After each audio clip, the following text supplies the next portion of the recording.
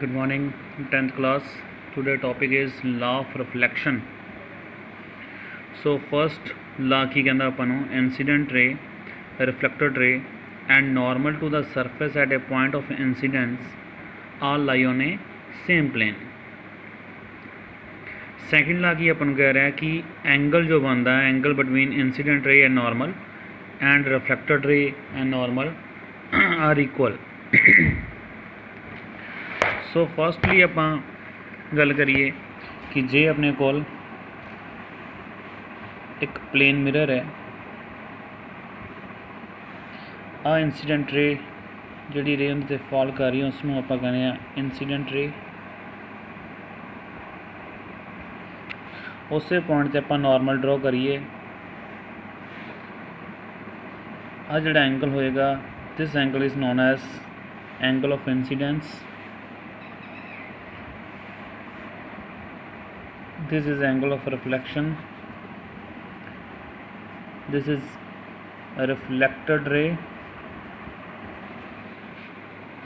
So first condition की है angle I is equal to angle R. ये दोनों बराबर होंगे. Second condition की है कि ये same plane विच लाई करनगे. रे डायग्राम देखते हैं प्लेन मिरर के उपर. सो आप प्लेन मिरर ड्रॉ कर लेने हैं.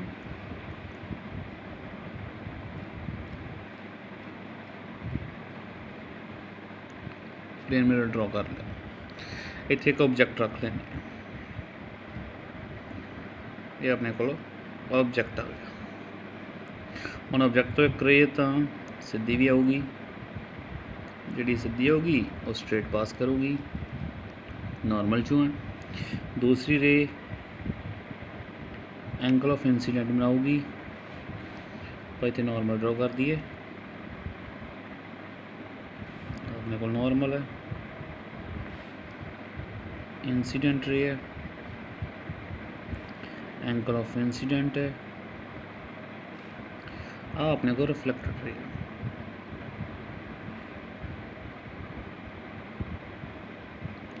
Reflected ray this is angle of reflection.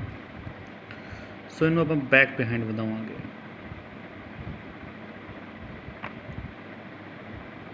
इस पॉइंट से जाके मीट करेगी. इत्थे ये इमेज फॉर्म करेगी प्लेन मिरर दे विच. सो प्लेन मिरर दे विच इस जगह ते अपने कोल इमेज फॉर्मड हो रही. हुण आपां इहदे नेचर की गल करांगे कि नेचर किहो जिहा होएगा इस इमेज का.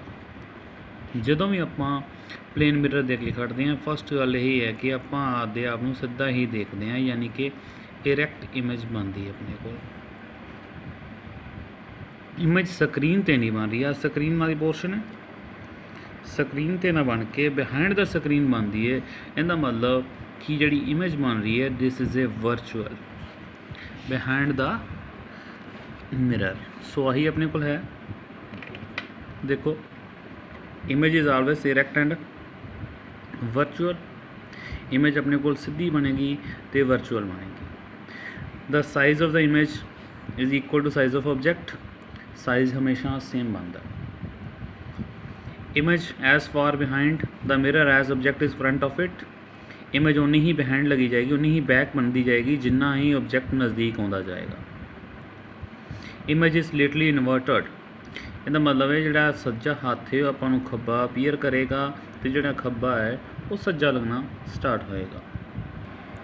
हुण प्लेन मिरर तो बाद आप गल करांगे स्पैरिकल मिरर की. हुण मिरर जोड़े आ और स्पैरिकल फॉर्म के मोस्टली यूज़ किए जाते हैं. सो अपने को दो प्रकार के जोड़े मिरर स्पैरिकल फॉर्म के यूज़ होंगे आ. एक कनकेव मिरर होंदा, एक कन्वैक्स मिरर होंदा. सो आप स्पीयर की फॉर्म के गल करिए तो अपने को एक स्पीयर है जिंदा सेंटर है, ठीक है. आ रिफ्लेक्टेड सरफेस है इनसाइड, जिंदा reflected surface inside toward the centre होएगा. आप बाहरले पासों सिल्वर कोटिंग करती उसनों आप कनकेव मिरर कहांगे. Reflected surface toward the centre वो अपने को कनकेव मिरर होएगा. जिंदा reflected surface outward from the centre होएगा वो अपने को कन्वैक्स मिरर होएगा.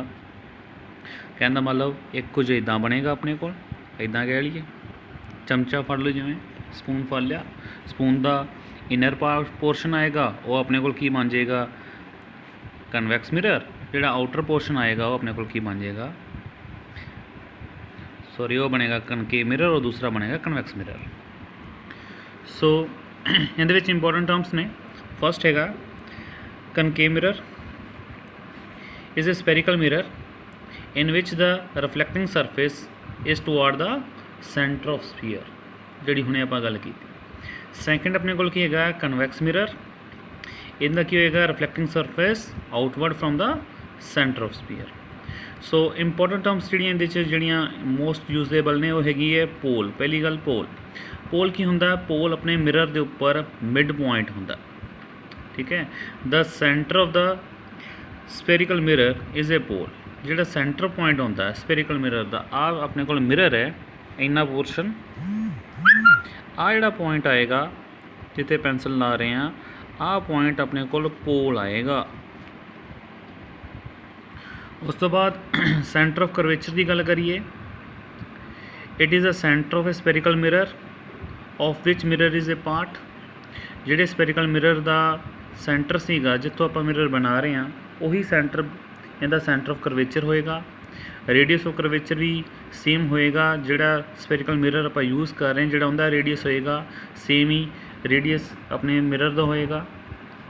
प्रिंसीपल एक्सिस की हुंदा, it is a line joining the pole of the mirror and centre of curvature. आप स्ट्रेट लाइन ड्रॉ करते हैं लाइक दिस, अपने कोल पोल है, किहड़ा मिरर है बई पहला तो कनकेव मिरर है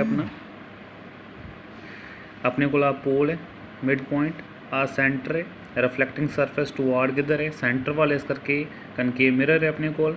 line joining the centre and the pole is known as a principal axis, इन आप प्रिंसीपल एक्सिस कह देने, this is called principal axis. उस तो बाद अपने को आ जाता है लीनियर अपर्चर।